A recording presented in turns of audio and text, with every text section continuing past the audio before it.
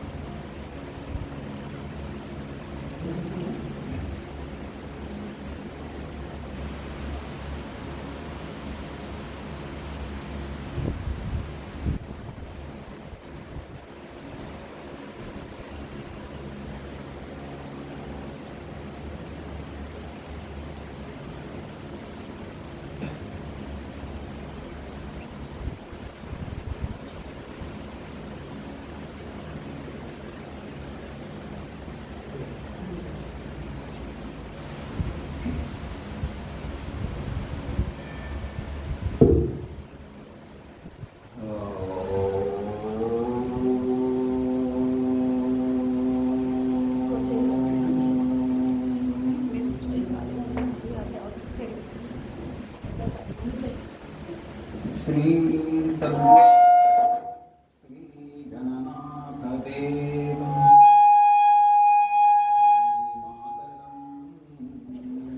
శ్రీ గురుప్రేమనాథం శ్రీకృష్ణమూర్తిం పరబ్రహ్మతత్వం శ్రీవేదవ్యాసం సశుకం చ వందే వందే శ్రీ సద్గురు విద్యాప్రకాశానంద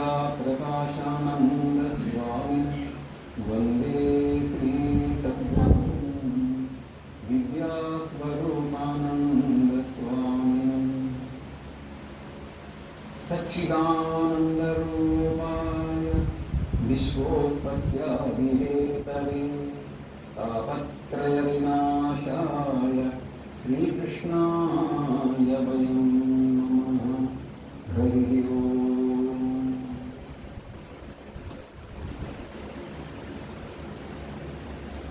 శ్రీ కనకదుర్గ చంద్రమౌళీశ్వర స్వామి ఆలయ అధిష్టాన దైవమైనటువంటి ఈ కనకదుర్గా మాత చంద్రమౌళీశ్వర స్వామి రూపంలో ఉన్నటువంటి పరమాత్మకు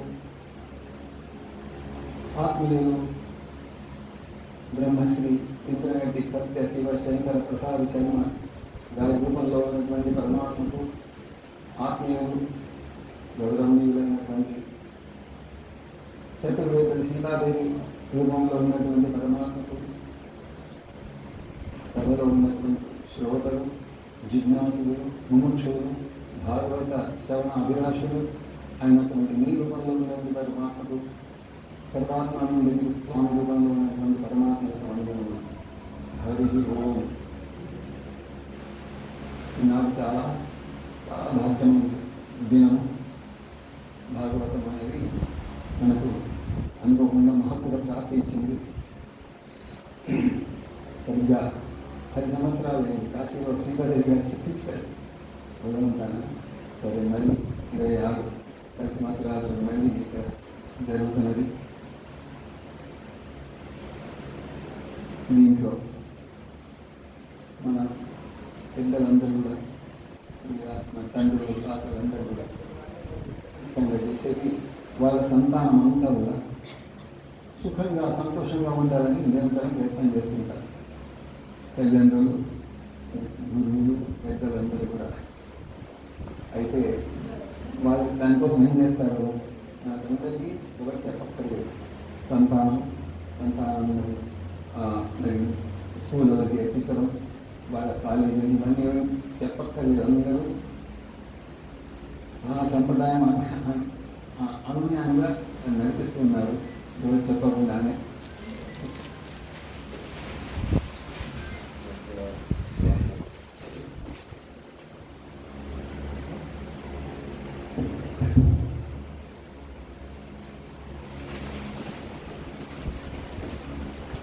డిగ్రీలు చేసి మొత్తానికి ఆ పిల్లలకు ఒక యోగ్యత కలిగించి వాళ్ళకు వాళ్ళు 4 డబ్బులు సంపాదించుకొని, లేదా మామూలు మన భాషలో ఏమంటారంటే 4 రాళ్ళు సంపాదించుకోమంటారు. రాళ్ళని వాళ్ళే అనుకుంటారు. రాళ్ళు సుఖం ఎక్కడికి 4 రాళ్ళు సంపాదించుకొని అంటుంటారు అందరూ. కొన్ని 4 డబ్బులు అనుకుంటారు సంతోషమే. కానీ ఆ అలవాటు లోకోక్తిలో 4 రాళ్ళు సంపాదించుకొని హాయిగా ఉండాలి అని యోగ్యత కలిగించి దానికోసం ఎంతో పాటుపడి తల్లిదండ్రులు మరి వాళ్ళు కూడా ఎంతో కష్టం వచ్చినా సరే, ఇబ్బందులు వచ్చినా సరే తట్టుకొని ఆ పిల్లలు మంచిగా చదువుకుని ఉంటే సంతోషం అని చెప్పి అందరూ ఇదే మార్గంలో నడుస్తున్నారు. కేవలం అంటే వాళ్ళ కోసమని డబ్బులు, వాళ్ళ కోసం ఇల్లు ఏర్పాటు చేసి సుఖంగా ఉండాలి మా సంతానం అందరం అనేసి అందరూ కూడా ప్రయత్నం చేస్తున్నారు. అయితే ఈ ఇంటితోటి, ఈ డబ్బుతోటి నిజంగా మనం అంత అనుభవంలో పరిశీలిస్తే, మన విషయాన్ని పరిశీలిస్తే సత్యం తెలుస్తుంది మనకి. పిల్లలందరూ నిజంగా హాయిగా ఉంటున్నారా ఇచ్చిన దాంతో అని చెప్పిస్తే ఎవరెవరి ఆనందం, సంతోషం అనేది ఏంటంటే మనకు ఆ డబ్బులు ఉపయోగించే తెలివి కూడా ఇవ్వాలి. ఆ తెలివి ఇచ్చినప్పుడే కారు కొనిస్తే లాభం లేదు. ఆ కారు నడిపించే డ్రైవింగ్ మంచి శక్తి అది ఉంటే అప్పుడు వాళ్ళు హాయిగా చేసుకుపోతుంటారు, సుఖపడగలుగుతారు. ఇదే విధంగా ఆలోచిస్తూ మనం కేవలము మన సంతానం కోసం మాత్రమే మనం ఆలోచిస్తుంటాము. ఆయన పెద్దలందరూ బ్రహ్మదేవుడి దగ్గర నుంచి ప్రజాపతులు, ఋషులు వాళ్ళందరూ అందరూ వాళ్ళ సంతానం. అందరితో ఫలానాయన తండ్రి, ఫలానా తల్లి కాదు. పితాహమశ్చదేవతో మాతా భాత పితామహ వైద్యం పవిత్ర ఓంకారు సామేత గతి భక్త ప్రభు సాక్షి నివాస సుహృత్ అన్నీ నేనే అని కృష్ణ పరమాత్మ భగవద్గీత చెప్తున్నాడు. ఆ నేను తల్లి తండ్రిని అంటున్నారు. ఎవరు? మన తల్లిదండ్రులు. మన తల్లిదండ్రులు ఆయన గట్టి భక్త సుహృత్. మీకు ఏమి ఆశించకుండా మీరు నాకేమి ఇవ్వక్కర్లేదు. సుహృత్ అంటే ఏంటి? స్వచ్ఛందంగా తనకు తాను సహాయం చేసేటటువంటి వారు పరమాత్మ. తుర్ణం సర్వభూతానం నా ప్రాణాన్ని శాంతించారు. పరమాత్మను ఆశ్రయించితే అప్పుడు ఆనందం అనేది పరమాత్మ సొత్తు ఆనందం ఆయన అనుగ్రహిస్తే అది వస్తుంది. తర్వాత ఆయన ఇచ్చిన జ్ఞానం, వాళ్ళు చెప్పిన మార్గాల్లో మనం నడిస్తే దానికి కూడా గమ్యం లక్ష్యం ఎప్పుడు సిద్ధిస్తుందంటే దానికి సరిగ్గా మనం తీర్చే మార్గంలో నడిచినప్పుడు మనకు ఆ గమ్యం లక్ష్యం సిద్ధిస్తుంది. ఆ విధంగా మనకు వ్యాసుల వారు వ్యాసాయ విష్ణురూపాయ వ్యాసరూపాయ విష్ణువే నమో వై బ్రహ్మండే వాల్షికాయ నమో ఆయన కూడా అనేకమైనటువంటి లోపల ఈ క్లేశం అనేది అంటే మనసు వేదన అనేది ఎవరిని వదిలిపెట్టింది. అసలు వాళ్ళు వదిలిపెట్టి మన ఎక్కడ వదిలిపెడుతుంది కదా. అయితే ఎందుకు కలిగింది ఆయనకు? మరి అప్పటికి అంటే వస్తున్న భాగవతంలో 4 వేదాలు, ఒక పేరు వేదంలో ఉన్నటువంటి దాన్ని 4గా ఇంకే వ్యాసులని పేరు వచ్చింది. లేదా ఆయన కృష్ణ ద్వైపాయనుడు 4 చేసి అందుకని 4 భాగాలు ఎందుకు చేశారంటే కొద్ది తగ్గిస్తున్న ఆయన సౌండ్. అయితే చదవలేదు కలియుగంలో భవిష్యత్తులో అందరూ కూడా మేధాశక్తి కానీ చదివే సామర్థ్యాలు కానీ తక్కువ ఉంటాయని చెప్పి 4 భాగాలు చేసి విధంగా చేశారు. అట్లాగే మరి ఇవన్నీ కూడా చదవలేకుండా పోతారు కొంతమంది. అందుకని వాళ్ళందరి కోసం ఈ పురాణాలు చేసి ఏ విధంగా అయినా సరే వీళ్ళందరూ వెళ్ళిపోతుంటే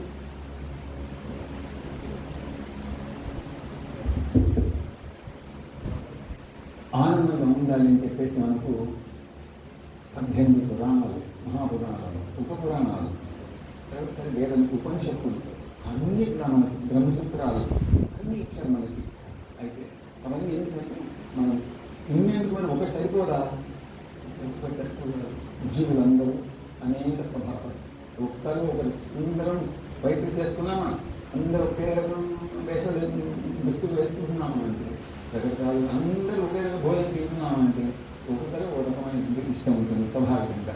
అందుకని ఎవరికి ఏది బాగుంటే ఆ విధంగా చదువు అన్నీ చెప్పేది మాత్రం అన్నింటిలో సారం ఒకటే.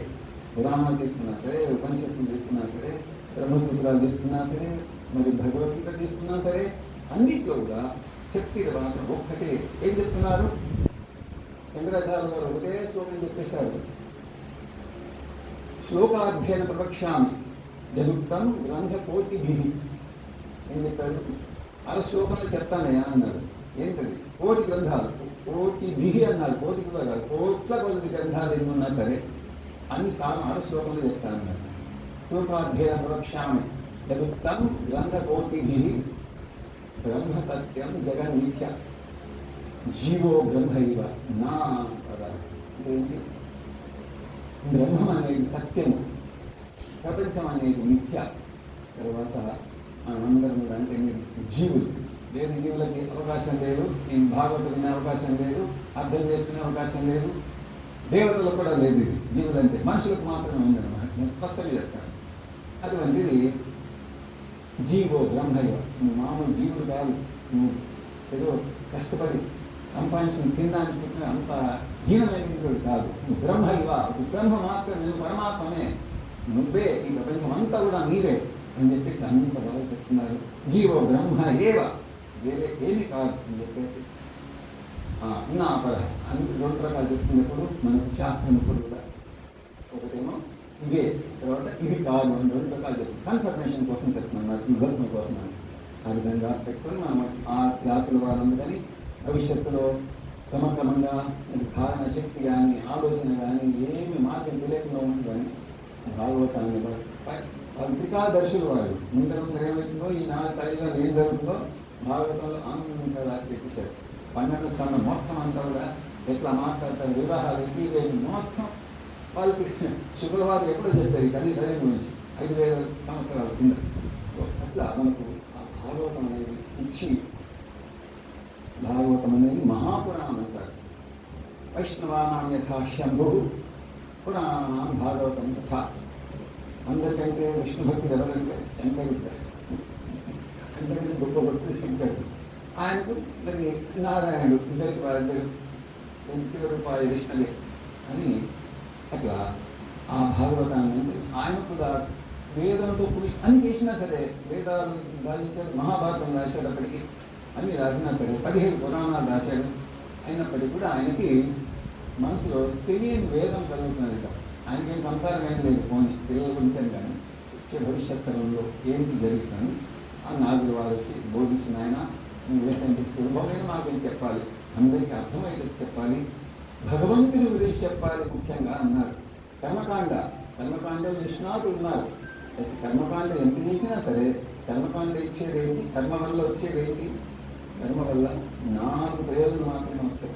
కర్మ వల్ల ఏంటది? ప్రాప్యము, ఆప్యము, వికార్యము, సంస్కారము. ఈ 4 మాత్రమే కర్మ వల్ల వచ్చే ఫలాలు. అంటే ఏంటి? ఏదైనా మన దగ్గర లేదు, అది ఆప్యం, పొందొచ్చు. కర్మ వల్ల మనం పొందొచ్చు.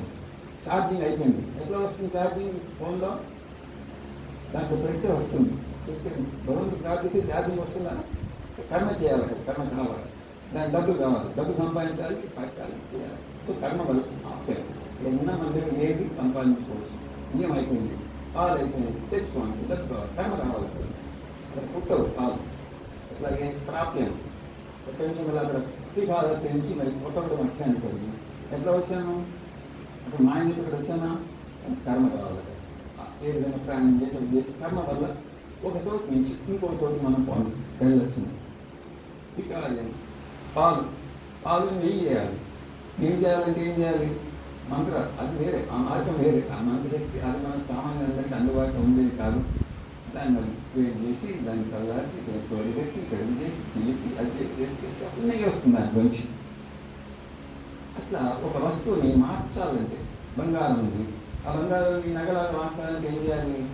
కర్మ కావాలి, కర్మ చేయాలి. కర్మ చేస్తేనే వికారం కలిగి అప్పుడే సంస్కారం. బట్టలన్నీ మాసిపోయినాయి, వేసుకుని చెమట పడుతున్నది, ఎట్లా శుభ్రపడతాయి? దాంట్లో మరి వాషింగ్ మిషన్లో, లేకపోతే ఇప్పుడైతే వాషింగ్ మిషన్లో దాన్ని ఉతకడం మంచి సబ్బు అవి వేసి ఆ మీకు అంతా పోయి శుభ్రపడతాయి. కర్మ వల్ల వచ్చేవి ఈ నాలుగే. సుఖం ఆనందం మాత్రమే, జ్ఞానం వల్ల మాత్రం వస్తుంది, జ్ఞానం వల్ల ఆనందం వస్తుంది. అది చెప్తున్నది. అవన్నీ మనకు వస్తాయి ముందర, ఇంకే భాగం చెప్తున్నాను. అందుకని వ్యాసుల వారు ఏం చేశారంటే ఆయన లోపల ఉన్నటువంటి ఆ వేదన అనుకోవడానికి కోసం ఆలోచిస్తే, అవును నేను మహాభారతం చెప్పాను, వేదాలు చెప్పాను అని చెప్పాను, కానీ ఆ భగవంతుడి మీద రుచి పుట్టేటట్టు నేను చేయలేకపోయినాను అని చెప్పేసి అది నారదుడు చెప్పాడు. రుచి అక్షంతలేసిపోయినాడు నారదుడు. నేను చేశావు కానీ భగవంతుడి మీద ప్రీతి. భగవంతుడు అంటే ఏంటి? సచ్చిదానందం, చిత్ సత్ అంటే ఉన్నటువంటిది, చిత్ చైతన్యం. అందరం వేస్తున్నాం, మైకులు పనిచేస్తున్నాయి, ఎంత పని చేస్తున్నాయి ఇవన్నీ లైఫ్లన్నీ చేసి పని చేస్తే ఎంత పని చేస్తున్నాయి? కరెంట్ శక్తి వల్ల ఒక చైతన్య శక్తి, ఆ శక్తి ఉంటేనే పనిచేస్తుంది. ఇది ఎట్లా పనిచేస్తున్నది? శక్తి ఉంటే ఆ ఒక చైతన్యం ఉంటే పనిచేస్తున్నది, లేకపోతే అంతే మాయమైపోతుంది. అందుకని దీనికి ఆ భగవంతుడు నీ గురించి ఎప్పుడైతే చెప్తావో ఆ భగవంతుడి గురించి మనసు ఆ భగవన్ ముఖం అయిపోయినప్పుడు అప్పుడు దానికి ఆనందం. ఆనందం ఎవరికి కావాలి? మనసుకి కావాలి. మనందరికీ కూడా దుఃఖపడుతున్నారంటే ఎవరు దుఃఖపడుతున్నారు? మనసు దుఃఖపడుతుంది. ఈ శరీరం అన్ని దీంట్లో మంచిగా వస్తాయి. ఓకే, నేను సంక్షిప్తంగా చెప్తున్నాను. దుఃఖపడేది మరి సుఖపడేది, నేను కోపం కానీ, ద్వేషం కానీ, లేకపోతే లోభం కానీ, ఇవన్నీ కూడా మీ లోపల ఉన్నట్టు. మైక్ ఉంది, ఫోన్ ఉంది, ఈ ఫోన్లో ఏమైనా ఉందా లేకపోతే అదే పని చేస్తుంది కదా. ఫోన్లో దీని పెద్ద మిషన్ ఉంది, దాంట్లో ఎన్ని భాగాలు ఉన్నాయంటే తెలిసిన ఎవరికమ్మా ఈ ఫోన్లో ఎన్ని భాగాలు ఉన్నాయి? కార్లు ఎట్లయితే ఆ నీళ్ళు అది బయటలైనా ఉంటాయో దీనికి ఎన్ని విభాగాలు తెలిసిన కనీసం కోటి విభాగాలు లోపల, కోటి భాగాలు చేసి పని చేస్తున్నాయి లోపల. కోటి కనీసం కోటి. ఆ కోటి భాగాలను ఎంత ఉంటే మనీ అవన్నీ దాంట్లో లోపల పెట్టి పైన ఒక బాక్స్ పెట్టేదంటే ఆ పెట్టే లోపల ఉంది. అది కాబట్టి పెట్టేది పనికి వస్తుంది. ఆ కోటి దాంట్లో ఒకటి పని చేయడానికి పని కాదు. దీన్ని అంటే అన్ని పని చేయించాలంటే దాని వల్ల ఛార్జింగ్ కావాలి. ఛార్జింగ్ పెట్టి అది దాన్ని అట్లా వ్యాసుల వారు ఏం చేశారంటే ఈ మనసుని బాగా భగవన్ముఖం చేయడానికి కోసం అనేసి అప్పుడు ఆయన ఆలోచించి భగవంతుడి వైపు మలితే ప్రకాశం, సూర్యుడి వైపు మలితే ప్రకాశం, వెనక్కి తిరిగితే చీకటి, అంధకారం. రోజున అనుభవిస్తున్నాం రాత్రి పగలు. మనం ఎందుకు వస్తుంది రాత్రి పగలు? ఆ సూర్యుడికి అభిముఖంగా అవుతున్నది భూమి, వెలుతురు వస్తున్నది. తిరోముఖం అవుతున్నది, చీకటి వస్తున్నది. అట్లా ఆ మనసుని భగవత్ అభిముఖంగా చేసినప్పుడు అది ఆనందపడుతున్నారు. దీంట్లో ఉన్న వ్యవస్థ ఈ అన్ని సుఖ దుఃఖాలు కానీ, ప్రయత్నాలు కానీ, ఆశలు కానీ, మరియు తృష్ణ కానీ, ఇవన్నీ కూడా ఎవరి లక్షణాలు, ఎవరి గుణాలు, ఎవరి ధర్మాలు అంటే మనసు యొక్క ధర్మాలు ఇవి. అందుకని ఆయన ఏం చేశారంటే బాగా ఆలోచన వచ్చింది. ఏం చెప్తారు? ఆనందం కావాలి కదా, సులభంగా చేయాలి కదా. అందరూ అదే కదా, cheap and best. Cheap and best అందరికీ సులభంగా కావాలి. కానీ తర్వాత ఆనందం, మంచి అపారమైన ఆనందం కావాలి. ఆ విధంగా ఆయన ఆలోచించి దీన్ని కేవలం ఇంకా ఆ భగవంతుని గురించి బాగా చెప్పినట్టయితే అందరూ హాయిగా ఉంటారని చెప్పి అప్పుడు భాగవతం అనేది ఆయన రాశారు. ఎవరి కోసం రాశారు? మనందరి కోసం రాశారు. అది పారాయణ చేసిన వల్ల దానికి కూడా మా జీవితం కూడా ఆ భాగవతం మొత్తం మార్చేస్తున్నారు. ఎక్కడి నుంచి చూడమని తెచ్చేసి దీని ఆనందంగా నేను మాత్రం చెప్పలేను. అది స్వభావం మంచిది, అది వాళ్ళు భోజనం ఆకలి తీరుంది, తృప్తిగా ఉంది. ఆకలి తీరున్న ఆ ఆనందం అనుభవించడానికి ఏం చేయాలి? స్వయంగా వాళ్ళు మన తిని ఆనందం అనుభవించాలి. అది దాన్ని ఒక వారం రోజులు మనం జాతీయంతో దాన్ని ఎంత చెప్పగలుగుతాం దాన్ని దాని గురించి అటువంటి అంటే మనకి ఎందుకు ఇచ్చేది భాగవతం అంటే ఆనందంగా ఉంది. ప్రపంచంలో దుఃఖం లేదు, ఉందా దుఃఖము? దుఃఖం లేదు, కానీ దుఃఖాన్ని చూస్తున్నది ఏది? ఆ మనసు తెలియక, ఆ జ్ఞానం లేదంటే దుఃఖం, జ్ఞానం అంటే ఆనందం. పరీక్ష సమాధానం వస్తే ఆనందం, సమాధానం రాలేదు దుఃఖం. ఎక్కడైతే ఆ పని చేయడం తెలిస్తే సంతోషం, తెలియకపోతే దుఃఖం. ఆ వ్యాసుల వారు అందుకని మనకు ఆ భాగవతాన్ని నుంచి మొత్తం మన కొడుకు ఆ శుక్ల వారికి దాన్ని వినిపించి చూసుకోవాలి. ఎందుకంటే మనం ఆ మిషన్ పని చేస్తుందా లేదా అని దాన్ని ఎక్స్పెరిమెంట్ చేసుకోవాలి కదా, మొదలు పరీక్ష చేసుకోవాలి మన మిషన్ పని చేస్తుందా లేదా అని. అందుకే ఆ శుక్ల వారికి ఆయనేమో దాన్ని అద్భుతంగా గ్యారంటీ వస్తువు అని చెప్పేసి ఆ పరీక్షని అపారమైనటువంటి దేశం. అంటే మీరు ప్రాణం పోతే వారం రోజుల్లో ప్రాణం పోతుందంటే ఎట్లా ఉంటుంది మనిషి? పరీక్ష అట్లా లేదు, కానీ ఎవరైనా సరే ఇంకో వారం బతుకుతారు మీరంటే ఎట్లా ఉంటాం మనం అందరం. కానీ ఆయన ఆ వారం రోజుల్లో నిజానికి అటువంటి వేదం నుంచి పరమానందం, శాశ్వతమైన నిత్యానంద స్థితి మార్చారు. ఆ శుక్ల వారు ఆ విధంగా పరిస్థితిని చేశారు. మనకు ఆ భాగవతం ద్వారా మనం నిత్యము కూడా ప్రతి క్షణం కూడా మనం ఆనందించడానికి పుట్టాను కదా, చాకీ చేయడానికి పుట్టాము, ఆనందించడానికి పుట్టాను. కానీ అతను తెలియక మనిషి చాలా ఈ చాకీలో ఉండిపోయినాడు. అంటే అది మనం కొంచెం ఆ జ్ఞానాన్ని చెప్పేటటువంటిది భాగవతం. రామాయణం అన్నీ అది చెప్తున్నది, కానీ భాగవతం అనేది ఆ వ్యాసుల వారు పురాణాన్ని కూడా చాలా గొప్పది. అటువంటి భాగవతాన్ని మనం భగవద్ అనుగ్రహం వల్ల పొంది మనం అర్థం చేసుకునేసి రుచి పుడితే ఎవరు వదలరు. రుచి పుట్టకపోతేనే ఇబ్బంది. ఇంకా అసలు తిను బాగుంటే అడగక్కర్లే, అది వేరే తింటారు. మరి అట్లా కొంచెం రుచి మాత్రం చూడగలుగుతాం ఈ వారం రోజులు మనం. తర్వాత మీరు దాన్ని బట్టి చూసుకోండి. మొదలు భాగవతం యొక్క మహత్యాన్ని గురించి చెప్పారు.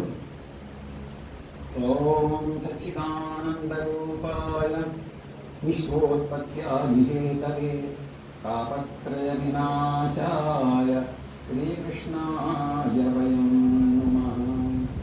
మా అందరి తరఫున ఆయనే నా అందరూ నమస్కారం చేస్తున్నామని చెప్పాడు. వయం నమః. యం ప్రపంచమనుపేతమపేత కృత్యం ద్వైపాయనో విజహకాతర ఆరుహావ పుత్రేతి తన్మయతయా తరవోభివేదు తం సర్వభూత హృదయం మునిం మాతోస్మి. శుక్ల వారికి మరి వందనం చేస్తున్నారు మొట్టమొదటి. ఆ పరమానందం గురించి తెలిస్తే ఇంక ఇతరమైన అన్ని కూడా మనం మానేస్తాం. ఆ పరమానందం చెందినందువల్ల అన్నిటినీ పట్టుకుని ఇందులో ఉందా మనం చూడగలం, అవసరం కలుగుతుందని. దానికి ఆ పరమానందం దొరికితే ఇంకేది దాన్ని కొట్టంటాం. ఆ శుక్ల వారు ఆ విధంగా ఆ స్థితి కలిగి అసలు ఏది పట్టించుకో, ప్రపంచం అన్నిస్తారు దాన్ని ప్రపంచం అనేది ఉన్నదా లేదా అది ఇప్పుడు నేను సమాధానం చెప్తాను. ప్రపంచం అనేది చూస్తే ఉంది, చూడబోతే లేదు. మనం చూడని వస్తువు, మనం వినని వస్తువు ఉందని ఎవరో చెప్పగలుగుతారా? ఎవరు చెప్పలేదు. మనం చూస్తే లోక్యత ఇది లోకం. నువ్వు చూస్తే లోకం ఉంది, చూడబోతే లోకం లేదు. అట్లా ఇక్కడ ఆ శుక్ల వారికి మొత్తం చెప్పేశాము. బ్రహ్మ సత్యం జగన్ మిథ్యా అని. జగన్ మిథ్యా అంటే ఎవరు ఒప్పుకుంటారా? ఆ మిథ్యాన్ని పెట్టడానికి కూడా అర్థం కావాలి. ప్రతి దానికి శబ్దంకి నిర్వచనం కరెక్ట్గా మనకు తెలిస్తే అప్పుడు ఆ నిర్వచనం ప్రకారం మనకి ఆ శబ్దం బోధపడి ఆ పని సరిగ్గా విజయవంతం అవుతుంది. తెలియకపోతే స్థానం మంచిగా వెళ్ళవలసిన స్థానం మనకు కరెక్ట్గా తెలిస్తే అప్పుడు అది వెళ్ళి మనం ఆనందించగలుగుతాం. లేదంటే వెళ్ళి పిలిచారు మంచిగా మనల్ని, ఇంత మధ్యాహ్నం 1 గంట అవుతున్నది, ఎక్కడుందో ఆ గూగుల్ మరి పేరు ఎక్కడ చూసుకోవాలో చెప్పారు. ఆ మండపం కోసం వెతుకుతున్నాం, మనం కళ్యాణ మండపం కోసం. ఏమన్నా సుఖం ఉంటుందా? గంట సేపు తిరుగుతున్నాం, ఏం సుఖం ఉంటున్నది? ఇంకా ఏం జరిగిందంటే తిరుమలలో వెళ్ళినప్పుడు ఒకసారి అత్తే మధ్యాహ్నం 2:30 టైం ఉన్నాయి. ఒక అతను వచ్చి అదే ఇక్కడ వెంగమామ సత్రం ఎక్కడుందా అని అడుగుతున్నాడు. ఎక్కడ ఉంటాడు? వెంగమామ సత్రంలోనే ఉంటాడు. నేను అప్పుడే ఏం భోజనం బయటకు వచ్చాను. ఏమయ్యా ఇందాక దాని 3 రౌండ్స్ ఇది అంతా చూస్తూ నాకు అందించట్లే స్వామి అంటున్నాడు. ఇంతే కదా అంటే చదువు స్వామి అంటారు. చదువు రాని వల్ల ఏమైంది? ఆ ఎండలో 3 రౌండ్ పోతున్న ప్రొఫెషన్ చేస్తున్నాడు. వెంగమామ సత్రం అక్కడే ఉంది. ఎవరికి లేదు వెంగమామ సత్రం? అట్లా అజ్ఞానం ఎప్పుడైతే ఉంటుందో అన్ని రకాల మనకు దుఃఖము, బాధ, వేదన అన్ని సమస్యల్లా కనిపిస్తుంది. జ్ఞానం ఉంటే సమస్య లేదు. రోగం ఉంది, ఏమని చేసుకోవాలి సరిగ్గా తెలిస్తే రోగం ఉంటే సరిపోతుంది. అప్పుడే ఫోన్లు అడుగుతారు అందరూ, స్వామి పని చేయట్లేదు, సౌండ్ రావట్లేదు, అది రావట్లేదు, ఇది రావట్లేదు అంటారు. లోపల అన్ని ఆపైపోయింది, సౌండ్ ఎక్కడ వస్తుంది, తీసుకొస్తే అదే అందుకే అంత గొప్ప బ్రహ్మ ఏమన్నా ఏం చేయాలి? తెలియకపోతే మనకు అన్ని సుఖం లేదు, తెలిస్తే సంతోషం. ఏమంటే ఆ సుఖుల వారు ఆ స్థితిలో ఉండి అసలు ఏది శబ్దం వినిపించట్లేదు, దృశ్యం కానీ ఆ స్థితిలో ఉన్నటువంటి సుఖుల వారికి నమస్కారం చేస్తున్నానని చెప్పారు. ఆయన ఎందుకు ఆ స్థితిలో ఉన్నారంటే మన భాగవతం కాస్తంటే మనకు అర్థమవుతుంది. నైమిషే అన్నిష క్షేత్రే నైమిషే సూతమాసీనం అభివాద్య మహామతిం కథామృత రసాస్వాద కుశల శౌనపనీత్. నైమిషారణ్యం అని మనకు ప్రస్తుతానికి వస్తుంటుంది. స్కాంద పురాణం అంతా అనేక నైమిషారణ్యం అంతా కూడా ఈ జ్ఞానానికి, కథలకి, పురాణాలకి వాళ్ళకి కూర్చుని ఇవన్నీ విన్నారు. ఆయన చెప్పారు, సుసూతులు వారు చెప్పారు, శౌనకుడు ఇంకా అరుషులందరూ కూడా అక్కడ విన్నారు.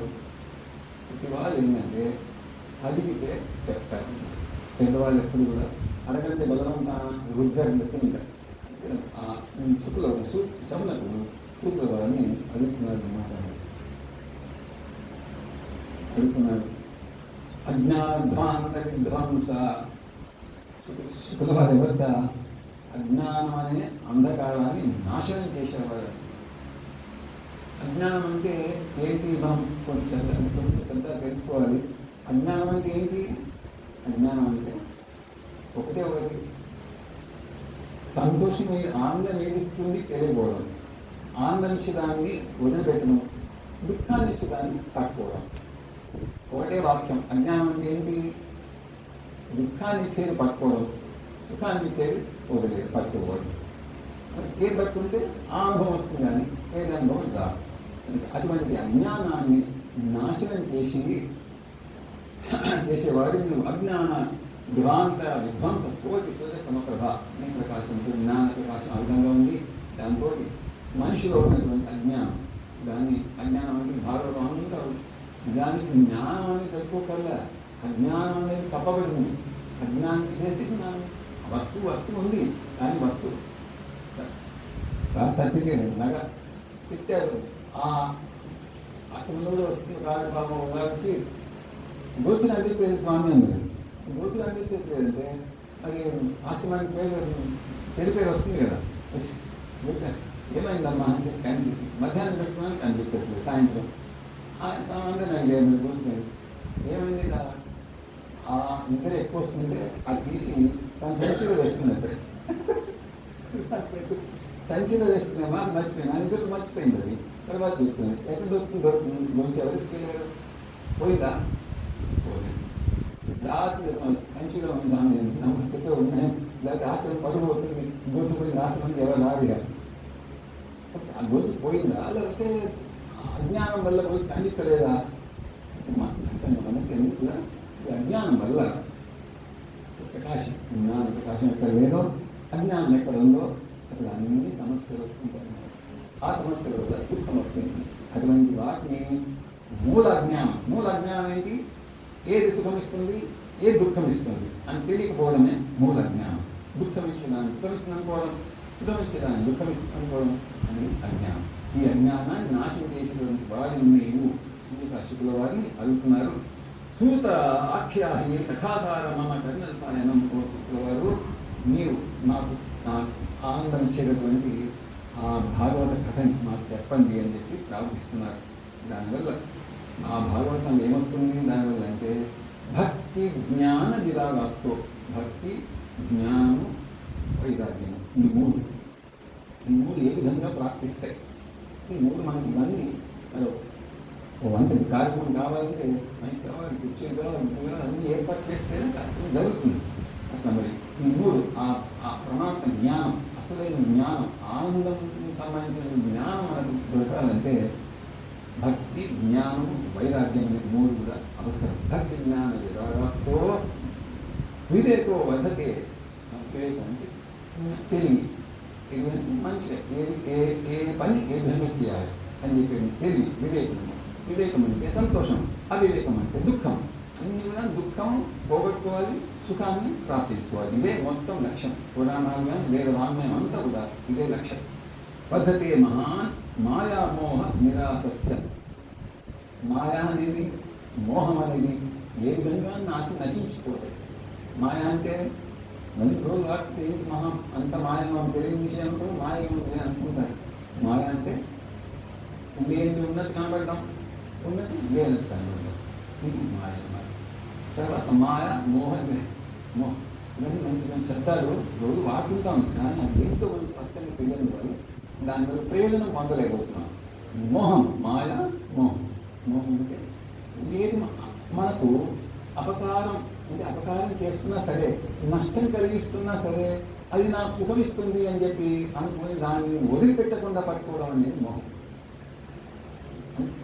సామాన్యంగా చూస్తుంటాం, పొగ తాగరాదు అంటారు, మద్యం అంటారు. ఆ తాగే వారికి ఏమన్నా పోనీ బలం కానీ ఆరోగ్యం కానీ ఏమైనా ఇస్తుంటారు, ఇవ్వరు. కానీ వారు సంతోషిస్తున్నాం అనుకుంటున్నారు దాన్ని. అట్లాగే అందరూ మరి తాగుతుంటారు, మరి అట్లా సినిమా అంటే రకరకాలుగా చేస్తుంటారు. అవన్నీ సుఖం ఇస్తుంది అనుకోవడం, దుఃఖం ఇచ్చే దాన్ని పట్టుకుని సుఖం ఇస్తుందని అది నేను లేకుండా ఉండలేను అనుకునేదాన్ని మోహం అంటారు. ఇది మనకు పరాకాష్ట ఎవరంటే ధృతరాష్ట్రుడు. ధృతరాష్ట్రుడు మహారాజు. దుర్యోధను మహారాజు రాలేదు. ధృతరాష్ట్రుడు కాదు, ధృతరాష్ట్రుడు మహారాజు. దుర్యోధనుడు యువరాజు మాత్రమే. అయితే ఆ ధృతరాష్ట్రుడు మరి కౌరవ వంశమంతా ఎందుకు పోయింది?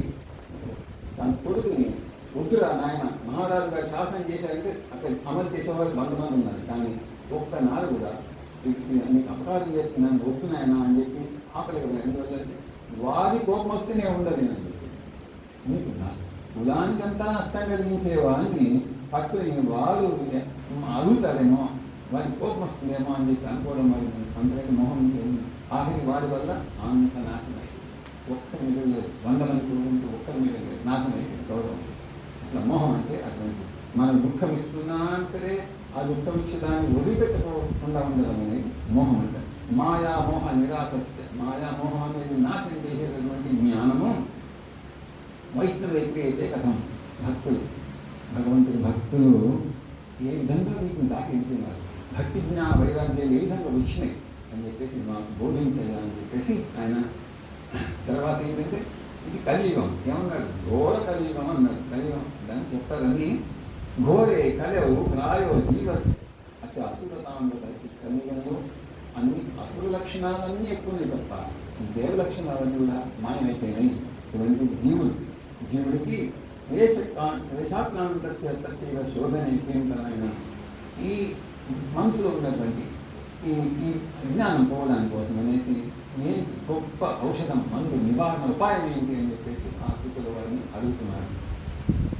తర్వాత శ్రేయసాం యద్భవేత్ శ్రేయ పావనానాంచ పావనం కృష్ణ ప్రాప్తికరం శశ్వత్ సాధనం తద్వదాధున. మనకు శ్రేయస్ అని 2 మార్గాలు ఉన్నాయి ప్రపంచంలో. శ్రేయస్ అంటే ప్రియమైన దాన్ని పట్టుకోవడం, దాని వెంట ఉండడం అనేది, వదిలిపెట్టకపోవడం అనేది శ్రేయస్ అంటారు. శ్రేయస్ అంటేనేమో మనకు ఈ సంసార దుఃఖం అంతా తీసి శాశ్వతమైనటువంటి నిత్య ఆనందం ఇచ్చేదాన్ని, ఆ స్థితిని శ్రేయస్ అంటారు. సో శ్రేయస్ అన్నింటిలో అందరికీ ధనం ఉంటే సంతోషంగా, ఎక్కువ ధనం ఉంటే ఎక్కువ సంతోషపడచ్చు అని అందరికీ ఒక అభిప్రాయం అయితే ఉంది. ఈ వాటి కట్టుకుంటే మంచిగా మళ్ళీ వాహనాలు కొనుక్కుంటే సంతోషం అని చెప్పి అందరికీ కూడా ఒక అభిప్రాయం ఉంది. దాంతో నిజంగా అందరూ అనుభవిస్తున్న సుఖం అంటే అవన్నీ ఒకదాన్ని సాపేక్ష కాదు, ఒకదాన్ని ఉద్దేశించి కాదు పనిచేస్తుంది తప్ప ఆత్మీయ సుఖం ఎందుకత్వం అందరూ సుఖం ఉంటారా? పెళ్లి చేసుకోమని అందరూ సుఖం ఉంటారా? మహా సంతోషపడుతున్నారు. మరి వివాహం అయిపోయింది, కూతురు వివాహం అయిపోయిందని బ్రహ్మాండం సంతోషపడుతున్నారు. నిజంగా ఆ సంతోషం ఎంతకాలం ఉంటున్నది? ఎంతమందికి? అది దైవయోగం.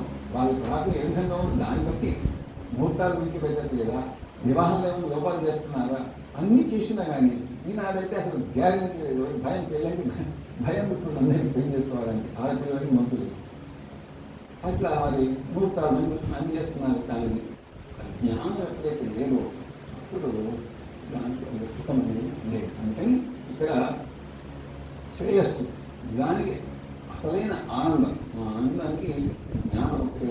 ఏది పరమాత్మ జ్ఞానం, పరమాత్మ అనుగ్రహం, తర్వాత మన స్వరూపం, మనం ఎవరము అనేది తెలుసుకో. రమణ మహర్షిగా సంతోషంగా ఉన్నారంటారా? మీకు రమణ మహర్షి గురించి తెలుసా ఉంటుందా? చాలా మందికి ఆయన ఆనందంగానే ఉంది. దానికి భావం ముడకపడుతుందా? ఏముండడానికి ఇల్లు వాటి వస్త్రాలు నగలు ధనం ఉందా? ఏముండడానికి పెద్ద పెద్ద కోటీశ్వరులను పోయి ఆయన ఆశ్రయించి ఎందుకు ఆస్తి అందరికంటే కోటీశ్వరులు ఎవరమో అంతే. మన తత్వం, మన స్వరూపం బాగా తెలుసుకుంటే ఆనందమే తప్ప ఈ ప్రపంచం అంతా కూడా క్షుద్రం అంటారు. దానికి ప్రపంచం జడమైన వస్తువు మనకి ఎప్పుడు కూడా ఆనందాన్ని ఇవ్వదు, దుఃఖం కూడా ఇవ్వదు. జడమైన ఫోన్ మనకు ఆనందం ఇవ్వదు, దుఃఖం ఇవ్వదు.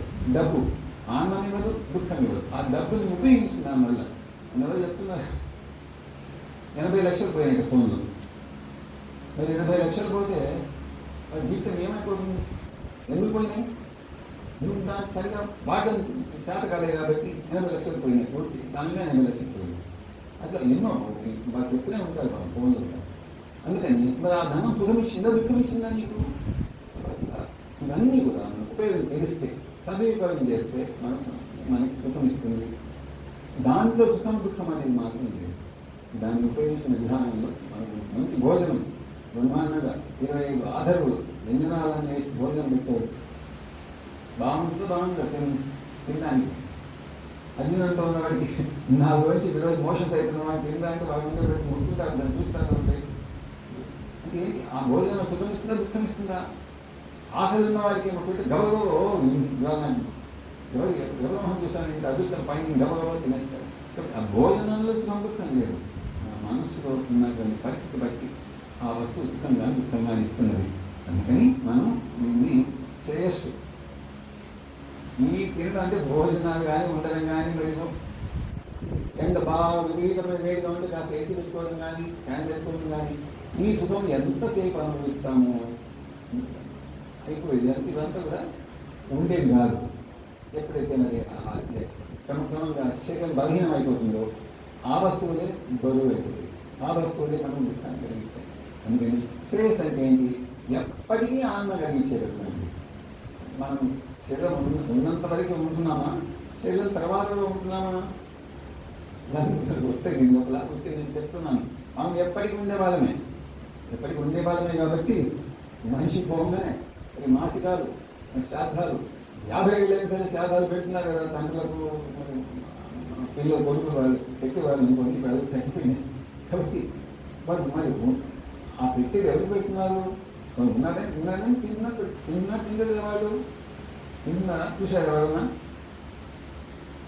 అది చెప్పారు. అంత అక్షరాల సత్యమే. వాళ్ళు తింటున్నారు. ఎట్లా తింటున్నారు ఏంటి తర్వాత కదా సమయం వచ్చినప్పుడు చెప్తాను. కానీ మనమందరం కూడా ఎప్పటి కూడా ఉండేవాళ్ళనే తప్ప మనం ఒకప్పుడు ఉండి ఒకప్పుడు పోయేవాళ్ళని కాదు. అందుకని శ్రేయసాం ఈ సంసారం ఎప్పుడు మనం ఈ సంసారం నుంచి మనం విముక్తి పొందుతామంటే ఈ జన్మ అయిపోతే మరి ఇప్పుడు అందరం ఇక్కడ ఉన్నాం. 25-30 మంది ఉన్నాం ఇక్కడ. వంటి ఉంటాం అందరం ఇక్కడ ఉంటాం. మరి ఎక్కడ ఉంటామా? ఇక్కడ ఎవరు లేదు. కానీ ఇంకో చోట ఉన్నామా లేదా? అంటే ఇక్కడి నుంచి వెళ్ళిపోయినారు. కానీ ఇంకొక చోట ఎక్కడ ఉంటున్నారు వాళ్ళు, అక్కడ వెళ్ళిపోయినారు, ఇంకో చోట ఉన్నారు. మనిషి ఎప్పటికీ కూడా శ్రేయస్సు అంటే ఏంటంటే ఈ తిరగడము తోడు ఈ సంసారంలో జరిగే నిత్య కృత్యాలన్నీ కూడా ఆయాసము అన్నారు. ముసలాయనకి తింటే ఇబ్బంది, తినకపోయినా ఇబ్బంది. మీరు ఎట్లా బతుకు ఎప్పుడు పోతాంగా భగవంతుడా నా మీద భగవంతుడిగా జాలి కలగట్లే అని ఎంతోమంది వేదన పడుతుంటారు చూడాల్సిన వాళ్ళు. అంటే ఈ దుఃఖము ఎంతవరకు అంటే మనం ఆ శ్రేయస్సు మనం తత్వం తెలుసుకున్నప్పుడు దుఃఖాన్ని దారి వెళ్ళిపోతాము. ఈ ఏ కూడా మనం దుఃఖం కలిగించవు. అటువంటి శ్రేయస్ కలిగేది మాకు చెప్పయ్యా అని చెప్పి ఆ శౌనకుల వారు సూతుల వారిని అడుగుతున్నారు. అంటే మీ ప్రశ్న ఎప్పుడైతే అడుగుతారో ఆ జ్ఞానులకి అనుభవస్తులకి పెద్దవాళ్ళకి చాలా సంతోషం కలుగుతుంది. అడిగినప్పుడు ప్రీతి శౌనక చిత్తేతే చాలా నీ మనసు చాలా ఉత్సాహంగా ఉంది ఆయన, నీకు నాకు చాలా సంతోషం కలిగింది. అతో లక్ష్మీ విచార్యశ సర్వసిద్ధాంత నిష్పన్నం సంసార భయనాశనం. సంసారంలో శంకరాచార్య చెప్తున్నాం మీరు, ఏ సంసారే బహుదుస్తారే అన్నారు. మనం ఇక్కడ అనిపిస్తుందా? ఆయన కనిపిస్తుంది సంసారం లేదు, కానీ ఆయనేమో ఏ సంసారే బహుదుస్తారే కవ్యాపారే పాహిమగారే అని చెప్పారు. మనకి ఎవరికైనా అనిపిస్తుందా ఈ సంసారం అంతా చాలా కష్టం భారం అని చెప్పి? తెలియట్లేదు. ఇది అయిపోతే రేపు సుఖం, ఇది అయిపోతే సుఖం, ఇది అయిపోతే సుఖం, అది అయిపోదు ఈ సుఖం రాదు, ఇది అయిపోతుంది. అందుకని మనకు నీకు తప్పకుండా సంసార భయనాశం, సంసారంలో ఎటువంటి భయం కానీ ఇబ్బంది కానీ బాధ కానీ దుఃఖం కానీ ఏది లేనటువంటి చెప్తానే అని చెప్పి అన్న ఏమి పేరు భక్తియోగవర్ధనం. భక్తి భక్తి అంటే ఏంటంటే భక్తి అంటే నిర్వచనం పరమాత్మ మీద ప్రేమ, పరమాత్మ మీద ప్రేమ, భగవంతుని మీద ప్రేమ. భగవంతుని మీద ప్రేమ కలిగిందంటే అయిపోయింది, మనం ఆ దారిలో పద్ధతి అన్నమాట. ప్రేమ ఎవరి మీద ఉంటుంది? భక్తుల మీద, భార్య మీద, సంతానం మీద, ఇళ్ళ మీద, ధనం మీద, వాహనం మీద, నీకు ప్రేమ ఉంటుంది. ఎవరికంటే భగవంతుని మీద అన్ని మంది పెట్టి అమ్మవారి మీద ఇలాంటి వస్తారు ఎవరన్నా ఇంట్లో టైం అయితే మన ఇంట్లో అన్నింటినీ వదిలేసి శివుడి కోసమో, శంకరుడి కోసమో, మన అమ్మవారి కోసమో, లేదా కృష్ణుడి కోసమో ఎంతమంది పెట్టిన భక్తులందరికీ ఇల్లు వాసులు వదిలినట్టు పరిగెత్తారు. సంసారాలు పట్టుకోకుండా పరిగెత్తారు అందరు భక్తులు. ఇది సంసారం అనేది ప్రారంభం వల్ల ఏర్పడింది. కొంతమంది ఏమంటారు మనం యోగంలో ఉంటే వస్తుంటారు, ఇది యోగంలో ఉంటే భగవంతుడి భక్తి మన ప్రయత్నం వల్ల వస్తుంది. చేయగా ఒక జన్మలో పెరుగుతూ ఉంటుంది. అట్లా ఏమంటే ఇక్కడ ఏమంటున్నారు? భక్తి యోగవర్ధనం, బాగా భక్తి పెరగడానికి, పరమాత్మ మీద భక్తి పెరగడానికి నేను చెప్తాను చెప్తున్నాడు. కృష్ణ సంతోష హేతు, పరమాత్మ సంతోషించాలి మనతో, మనం చేసే పనితోటి పరమాత్మ ఎప్పుడు సంతోషిస్తాడో జీవితం అంత హాయిగా నడిచిపోతుంది, ఆనందంగా ఉండిపోతున్నాడు. అందుకని ఇక్కడ కాల వ్యాల ముఖ గ్రాస ముఖ గ్రాస త్రాస నిర్నాశేతరే అందరూ కూడా కాలసర్పదోషం అంటారు. కాలసర్పం అంటే ఏంటి? కాలం అనేది పరమాత్మ యొక్క మహాశక్తి. ఆ కాలం ఏం చేస్తున్నది?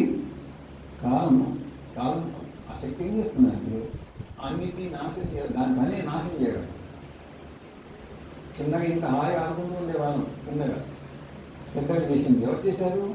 కాలం చేసింది. కాకపోతే చదువుకున్నాం, కేవలం మంచిగా ఆమెతో పాడుతున్నాం, ఇందులో ఆ ముసలితనం చేసింది ఎవరు చేశారు? కాలం చేసింది. 60 వస్తున్నాయి, 65 వస్తున్నాయి, కాలం అన్నిటినీ నాశనం చేస్తుంది.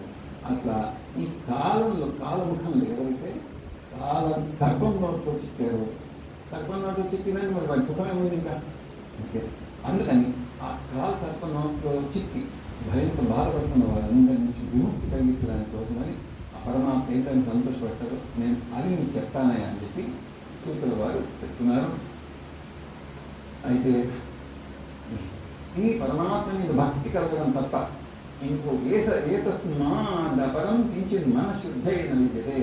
మీ మనసు శుద్ధి కావాలంటే, మనసు అశుద్ధి మాలిన్యంతో ఉంటే దుఃఖము, మనసు శుద్ధమైతే సంతోషం.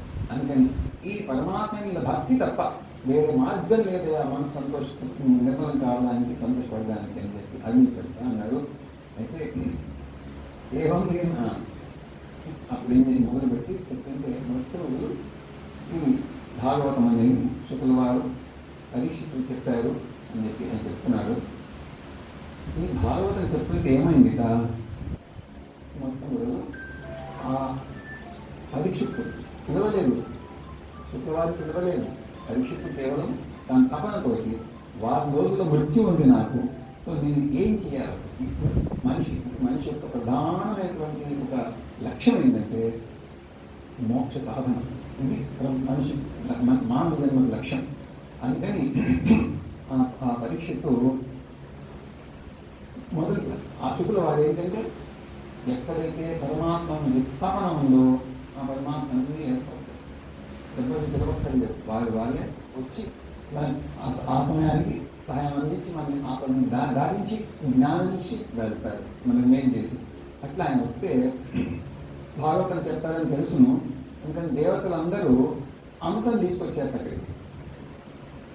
ఇది పరీక్షకుడు తాగిచ్చేసేయండి, పరీక్షకు మరణం ఉండదు. మేము కూడా కూర్చుని ఇక్కడ భాగవతం వింటామని చెప్పి శుక్లవారిని ప్రార్థించారు దేవతలు. ప్రార్థిస్తే శుక్లవారు నవ్వారు ఒకసారి. నాకు ఆ పరీక్షకు కూడా నాకు అమృతం అక్కర్లేదు. ఎందుకంటే అమృతం తాగితే ఏమైంది? అమృతం తాగితే మరణం ఉండదు. ఎప్పటి వరకు ఉండదు మరణం? ఇది రాస్తే 10 years గ్యారంటీ. రాస్తారని 10 years లోపలని మనిషి 100 సంవత్సరాలు శతాయ ప్రతిభా శతమానం భవతుంటారు, బతుకుతున్నారు 100 సంవత్సరాలు. ఇక్కడ ఆ శుక్లవారు నది మీకు మీ అమృతం మీరే ఉంచుకోండి, ఈ భాగవత అమృతం వినడానికి అర్హత లేదు ఆయన, మీరు వెళ్ళండి హాయిగా ఆ స్వర్గంలో హాయిగా ఉంటామన్నారు. దేవతలందరూ నిజంగా సుఖంగా ఉంటున్నారా? చేస్తున్నాం జాగ్రత్త చేసి పురాణాలు చూస్తే వాళ్ళు కూడా భయం, నా పదవి పోతుందో ఏమైపోతున్నా ఎందుకు ఎవరన్నా తపస్సు గట్టి చేస్తే ఎందుకు భయం పురాణం తెలుస్తున్నారు. అయితే వాళ్ళ అధికారం వాళ్ళ దానికోసం అందరూ ఆయన భగవంతుడు ఏర్పాటు చేసినటువంటి యంత్రాంగం. ఆ పూజలు యజ్ఞాలు చేస్తే వాళ్ళు ఇస్తారు. భగవతి చెప్పింది దేవాన్ భావయత నేను దేవా భావయంతో పరస్పరం భావయంతో సే పరమాంశగా వాళ్ళని సంతోషపెట్టండి, వాళ్ళని వరాలు ఇస్తారు, వాళ్ళని జీవనం సాగించుకోండి అన్నారు. అయితే వాళ్ళకి ఎన్నిసార్లు దేవతలకు రాక్షసుల వల్ల ఎన్నిసార్లు ఆ దేవతలకి పాపం సంచరించిపోయి అడవిలో దిక్కుమొక్కు లేకుండా కూడా ఉన్నారు వాళ్ళు. అట్లా వాళ్ళని నిరంతరం వాళ్ళు చాపలు. తర్వాత వాళ్ళ ఆయుర్దాయం కూడా ఎంతవరకు అంటే ఆ అమృతం ఆయన ఒక్క మన్మంతుని కాదు, మన్మంతుని కాదు 33 కోట్లు దగ్గర 33 కోట్ల సంవత్సరాలు అయిపోయిన తర్వాత కఠోపనిషత్తులు అదే అంటారు యమధర్మరాజు నచికేతుడికి, నేను అన్ని భోగభాగ్యాలు మోక్షం అడగక తత్వజ్ఞానం అడుగు ఆత్మతత్వజ్ఞానం అడుగుతున్నావు, నేను హాయిగా మంచి చింతకుల వాడి నువ్వు సుఖాలన్నా నువ్వు అన్ని ఇస్తాను, నీకు ఇన్ని ఇచ్చినా మరి ఆ అనుభవించడానికి ఆయుర్దాయం ఉండదంటారేమో, నీ ఇష్టం ఇంత ఆయుర్దాయం ఇస్తా అంటాడు నచికేతుడికి. నీ ఆయుర్దాయం 33 సంవత్సరాలు నాకు ఉద్యోగిస్తాను అంటారు. నీ మోక్షం అంటే ఆ పరమాత్మ నిజాన్ని మనం కాలంతో పరిమితం లేనటువంటి వాళ్ళం. ఆ అజ్ఞానం వల్ల మనం పోతామేమో మనం అని చెప్పేసి ఇదంతా అజ్ఞానం వల్ల కలిగినటువంటి భావన తప్ప లేదండి. కాదంటే ఆయన దేవతల్ని అమృతం మీరే తీసుకెళ్ళండి, మీకు మాత్రం ఇక్కడ అది వినడానికి ఇప్పుడైతే అర్హత లేదని చెప్పి పంపించేసేవారు. మనం ఎంత భాగ్యవంతులం, ఆ భాగవతం మనం వినగలుగుతున్నాం అనుకో. అట్లా అంత గొప్పది ఆ భాగవతం. 6 రోజుల్లో ఆ పరీక్షకుని 6 రోజులు మనలాగా ఇంత గంటన్నర పొద్దున 10:30 నుంచి 12 సాయంత్రం 6 నుంచి 8 వరకు వినలేదు వాళ్ళు భాగవతం.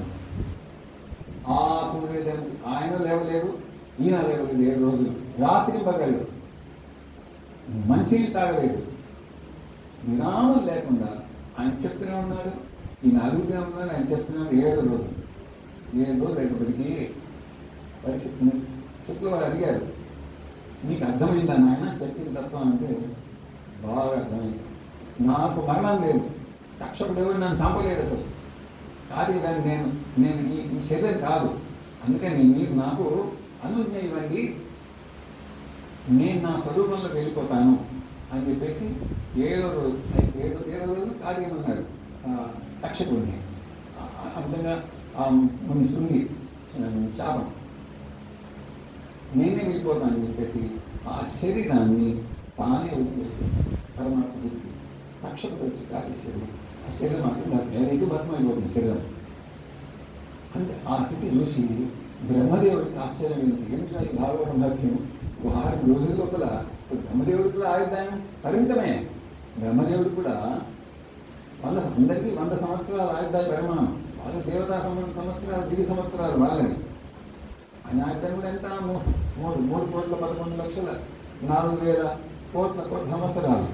ఆయన కూడా పరిమితమే ఆయుర్దాయం. ఆ తర్వాత ఇంకో బ్రహ్మ, అటువంటి బ్రహ్మలు ఎంతోమంది వెళ్ళిపోయినారు. కానీ ఇక్కడ మాత్రం ఎవరైతే తన స్వరూపం పరమాత్మకి కాలం అధీనం, జీవులందరూ కాలానికి అధీనం. పరమాత్మ మాత్రం కాలం అధీనం. కాబట్టి కాలం ఏ విధంగా చెప్తే ఆ విధంగా. కృష్ణపరమాత్మ ఎన్నోసార్లు కాలం ఆపేసారు, కాలం ఆగిపోయింది. ఇట్లా ఆ బ్రహ్మదేవుడికి ఆశ్చర్యం కలిగి అది ఆయన కూడా అన్ని సాధనాలు, వ్రతాలు, నోములు, యజ్ఞాలు అన్ని పెట్టి చూస్తే కూడా ఆ భాగవతంతో సమానం కాకుండా అన్నిటికీ అంటే పైకి వెళ్ళినకి భాగవతంలోకి రాస్తే తీశాక ఆ తూకం వేస్తే భాగవతం మాత్రం కింద బరువుతో కిందికి వెళ్ళిందా మీకు అన్ని కర్మలన్నీ కూడా పైకి వెళ్ళాయి. అది చూసి ఆశ్చర్యం కలిగింది. మేందిరే భగవద్రూపం లఘూన్యన్యాని జాతాని గౌరవేణ ఇదం మహత్ తథా ఋషిగణ సర్వే విస్మయం పరం చెప్పేటువంటి అందరూ ఆశ్చర్యపోయినారు. ఏంటి భాగవతం అంటే ఇంత గొప్పదా, అంటే మనకు మరణం లేకుండా చేసేటటువంటిది ఆ స్థితి కలిగించే భాగవతం. అంటే సప్తాహైన స్థితం ఏతత్ సర్వదా ముక్తిదాయకం తనకాకే పురా ప్రవృత్తం నాదాయ దయాపరే. ఇదంతా కూడా కలియుగంలో మనకి చాలా ఈ భాగవతం అంతా కానీ చాలా నిజానికి తేలిక, ఆనందబద్ధం చాలా తేలిక. అంటే ఈ ఆశ్రయిస్తే చాలా భగవద్గీత చెప్తాడు. రాజవిద్య రాజవిషయం పవిత్ర మొత్తం ప్రత్యక్షారకం ధర్మం సుసుఖం కర్తం మహాసుఖంట. ఆనందపడడం సుఖమా, కష్టమా సుఖమా, ఎంత కష్టపడుతున్నాం కానీ రహస్యం తెలిస్తే మహాసుఖము అని చెప్తారు. అని ఇక్కడ అందరూ కూడా యద్యపి బ్రహ్మ సంబంధ సుతమే. ఆ తనకాదుల వారు నాలుగు వారు చెప్పారు. నాలుగు వారు ఋషులు నాలుగు వారు చెప్పారు. నాలుగు వారు గొప్ప జ్ఞాని అయినా సరే ఆయన చెప్పారు. ఆయన అంత జ్ఞానం తెలిసిన వాళ్ళు ఎందుకు విన్నాడు అని చెప్పి ఆయన కాదు నేను చెప్తాడు. కలియుగం ఏంటంటే చెప్తాను నాలుగు వారు ఎందుకు అసలు ఆ నాలుగు వారికి ఈ సనత్ కుమారుడు చెప్పాల్సి వచ్చింది అని అంటే ఆ నాలుగు వారు ఏం చెప్తున్నారంటే అహంతు. ఆయన ఎప్పుడు శుక్రవారు ఎప్పుడు చెప్పారు పరీక్షితుడు అంటే కృష్ణ పరమాత్మ ఆ ద్వాపరయుగంలో ఆయన వైకుంఠధామం ఆయన కార్యమంతా పూర్తయిపోయింది. ధర్మ స్థాపన అధర్మ నాశనం అంతా పూర్తయిపోయి ఆయన వైకుంఠానికి వెళ్ళిపోయినాడు. ఆ వెళ్ళిపోగానే కలియుగం ప్రారంభమైంది. ఆయన వెళ్ళిపోయిన తర్వాత 30 సంవత్సరాలకి శుకుల వారు పరీక్షిత్తుకి ఈ భాగవతం చెప్పారు. చెప్తే దాని తర్వాత 200 సంవత్సరాలకి గోకర్ణుడు అని బ్రాహ్మణుడు కొడుకు ఆయన కుమారుడు ఆయన ఈ భాగవతం చెప్పాడు. ఆ తర్వాత 30 సంవత్సరాలకి మళ్ళీ ఈ సనకాదులు నాలుగు వారికి భాగవతం చెప్పారు. 3 సార్లు భాగవతం నడిచిందన్నారు. అంటే 260 సంవత్సరాలు. కృష్ణ పరమాత్మ పోయిన తర్వాత 260 సంవత్సరాలు అప్పుడు ఈ భాగవతం సనకాదులు నాలుగు వారు చెప్పారు. కృష్ణ పరమాత్మ వైకుంఠానికి వెళ్ళిపోయింది. ఎంతకాలం అవుతున్నది? దాదాపు 5000 సంవత్సరాలు అవుతుంది. 5000 సంవత్సరాల కిందకి మాత్రం నాలుగు వారు చెప్తున్నారు. ఏం చెప్తున్నారంటే ఆశ్చర్యం అవుతుంది మనకి. ఈనాడు అసలు నేను మనం మాట్లాడే అవసరం లేదు. అహం తు పృథివీం యాతో జ్ఞాత్వా సర్వతోత్తమముకి పుష్కరం చ ప్రయాగం ప్రయాగం చ కాశీం గోదావరి తథా నాలుగు వారు పుష్కర క్షేత్రం బ్రహ్మ పుష్కరం అంటారు. అజ్మీర్లో బ్రహ్మ పుష్కరం అంటారు.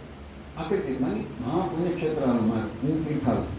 పుష్కరం ప్రయాగ త్రివేణి సంగమం ప్రయాగం కాశీ కంటే మించిన క్షేత్రం మీకు ఎక్కడుంది? గోదావరి తథా హరిక్షేత్రం. కొంతమంది నేపాల్ అంటారు, కొంతమంది హరిద్వారం అంటారు. 2 కురుక్షేత్రం ఇవన్నీ గొప్ప క్షేత్రాలు. శ్రీరంగం తర్వాత సేతుబంధనం రామేశ్వరం అన్నీ తిరిగి వచ్చాను నేను. ఏవమాదిషు తీర్థేషు భ్రమమాన ఇతస్తత. ఇవన్నీ నేను దర్శించి వచ్చాను. మీరు ఇప్పుడు మీరు నా భాగ్యవశాత్రి నాకు అందించాడని చెప్పేసి నాలుగు వారు చెప్తారు. అన్నీ తిరిగి వచ్చాక ఆనాడు నా పశ్చం కుశ్చిత్ శర్మ మనస్సంతో ఇన్ని క్షేత్రాలు తీర్థాలు తిరిగి వచ్చినా సరే నా మనసుకి సంతోషం కలిగించే ఎక్కడ కాస్తంత కూడా కలగలేదు, అవకాశం దొరకలేదు అంటున్నారు. ఇన్ని క్షేత్రాలు తిరిగి వస్తే 5,000 సంవత్సరాల కింద తిరిగి వస్తే మనసు సంతోషంగా ఉండాలా ఉండద్దా? మనకు ఏదో యమునా పుష్కరాలకు వెళ్ళొస్తే లేకపోతే అక్కడేదో గంగా పుష్కరాలకు వెళ్ళొస్తే లేకపోతే బద్రీనాథ్ వెళ్ళొస్తే సంతోషం. ఆయన వెళ్ళి చెప్తున్నారు. ఆయన అన్ని చోట్ల కూడా ఎక్కడ సంతోషం సంతోషాన్ని కలిగించేటువంటి వస్తువు ఆ సంఘటనలో ఆవరించి నాకు కనిపిస్తూనే ఉన్నాడు. అంటే ఆ విధంగా కృష్ణ పరమాత్మ వెళ్ళిపోయిన అట్లా ప్రారంభమై కలి వల్ల అంతా ఆ మహత్యాలన్నీ కూడా పోయినాయి, విలుప్తమైపోతుంది. నాపశ్యం ఎక్కడ కుత్రచి ఎక్కడ కూడా మనస్ఫితోష్ కారణం కలినా అధర్మ మిత్రేణ ధరేయం బాధిత. ఆ కలి అన్నింటిలో ప్రవేశించి ఆనందాన్ని మొత్తం అంతా నాశనం చేసి అందరి దుఃఖాన్ని కలిగిస్తున్నాడు అని చెప్పారు. అది సత్యం నాస్తి. ఆనాడు సత్యం లేదు, ఈనాడు సత్యం ఉందా? ఇక్కడ ధర్మం ఉందా? ప్రతివారు రోజు మాట్లాడుతుంది ఇంత ధర్మం పెరిగింది, అన్యాయం పెరిగిపోయిందని మాట్లాడుతున్నాం. అందరూ కూడా జపం చేస్తున్నాం. సత్యం నాస్తి, తపశ్శౌచం నాస్తి. ఇక్కడ శుచి, ఆచారం, దయ ఏవి లేవంటున్నాడు. ఎప్పుడు 5,000 సంవత్సరాల కింద. దయ నాస్తి. దానం నడిగితే ఉదరం భరణం. అందరూ కూడా పొట్ట నింపుకునే వాళ్ళే, అన్ని తిండితోటి పొట్ట నింపుకునే వాళ్ళు తిండిపోతే తయారైనారు. ఉదరం భరణం జీవ వరాకాకులం. అందరూ లోహులు, అబద్ధాలు చెప్పేవాళ్ళు, పూత భాషణ, అందరి మోసాలతో చేసేవాళ్ళు. మంద సుమందమతి, బుద్ధి మందమతి, ఒక్క పని కూడా సరి చేయలేడు. మందభాగ్య, కోరుకునేవంటి అది కూడా లేరు. ఉపద్రుత, రోగాలు.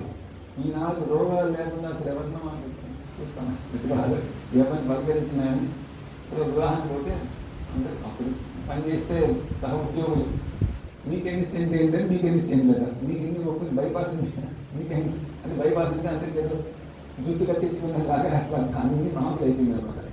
కళ్ళు కానీ స్టెంట్లు కానీ అన్ని అస్థిలో జాయింట్లో కానీ ఇంకా ఆ రోగాలన్నీ ఆనాడే ఎన్నో రోగాలతో నిండిపోయిన లోకమంతా. ఉపదిత పాఖండ నిరత, ఎవరికి దైవం అంటే విశ్వాసం లేకుండా, నమ్మకం లేకుండా ఉన్నారు. మిగతా సంతోషం భక్తుల్లాగా వేషం వేసుకున్న వాళ్ళు దైవం మీద విశ్వాసం లేదు. సంతో విరక్త సపరిగా. సన్యాసులందరూ కూడా ధనం సంపాదించుకుంటారు. విపరీత సన్యాసి ధనం కూడా పెట్టకూడదు.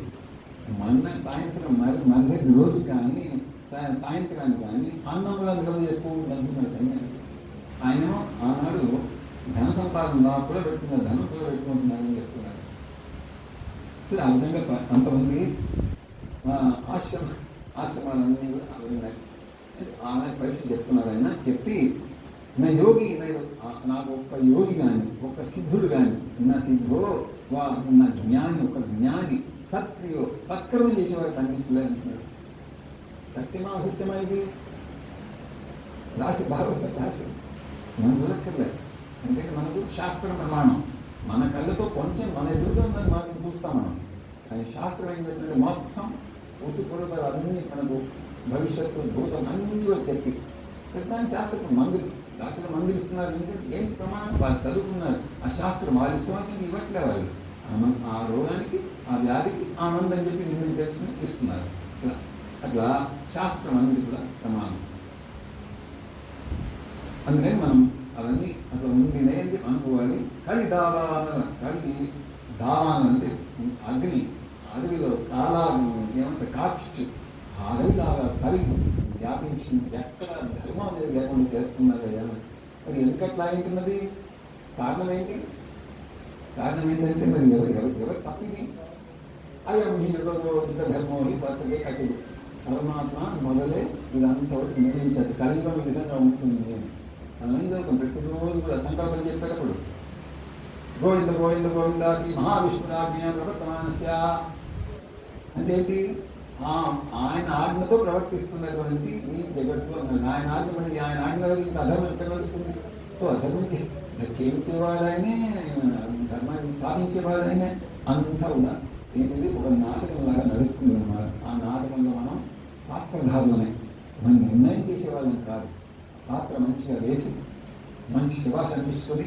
ఈ సంస్థానికి బయటపడాలి. పరమాత్మ సంతోషిస్తాడు ఆయన చెప్పిన పాత్ర కరెక్ట్గా వేస్తుంది.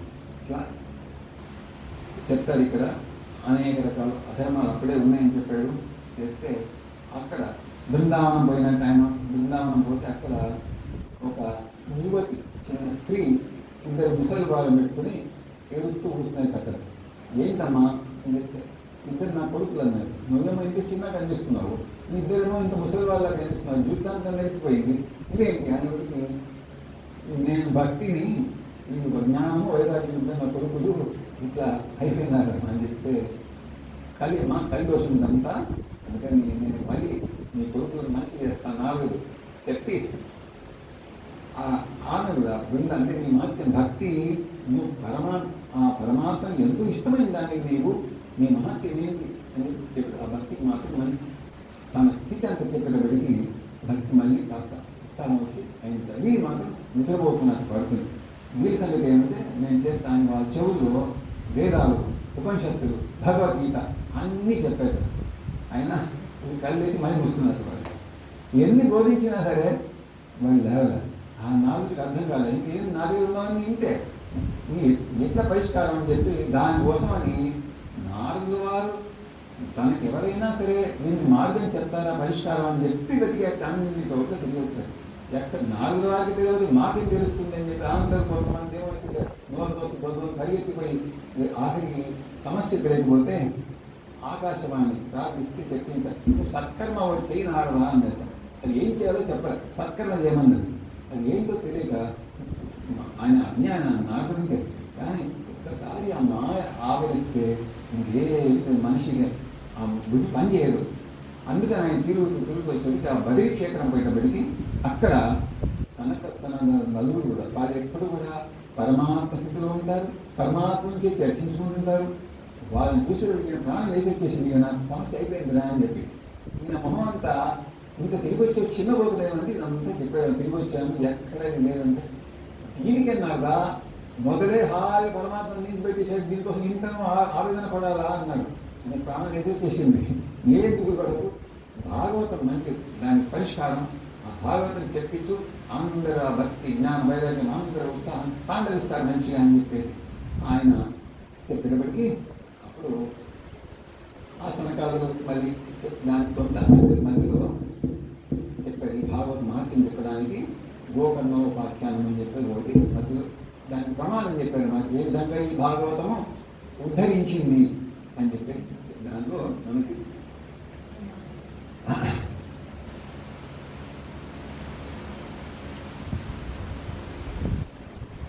తుంగభద్ర నది తీరంలో మంచి బ్రాహ్మణులు ఉండేవాడు. అహో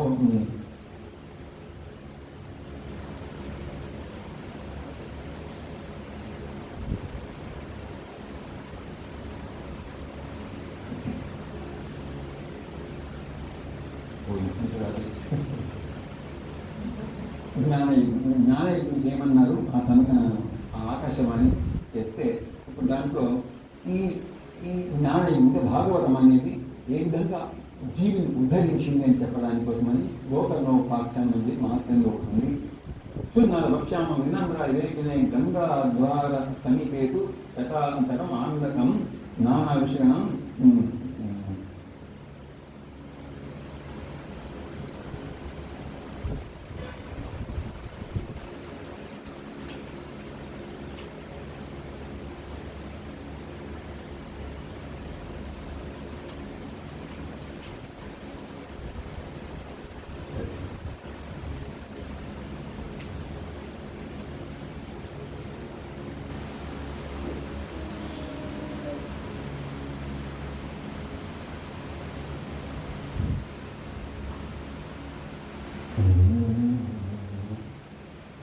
తుంగభద్ర నది దగ్గర పూర్వం అభూత్ పత్తనం ఉత్తమం ఎత్ర వర్ణ సర్వధర్మేణ సత్కర్మ.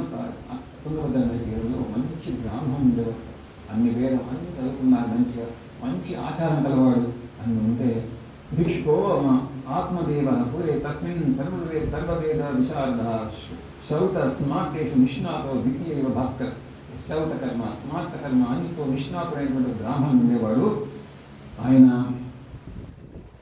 ఆయనకు మాత్రం కర్మ ఎట్లా ఉంటుందంటే ఆ భార్య మొత్తం ఆయన విరుద్ధంగా ఉండేది. ఎప్పుడు చూడు అందరితో పోట్లాడుతూ అసత్యము లోకవార్తలు ఇట్లా విపరీతంగా ఉండేది ఆ భార్య మాత్రం. అంటే అయితే ఆయనకేమంటే సంతానం లేదు.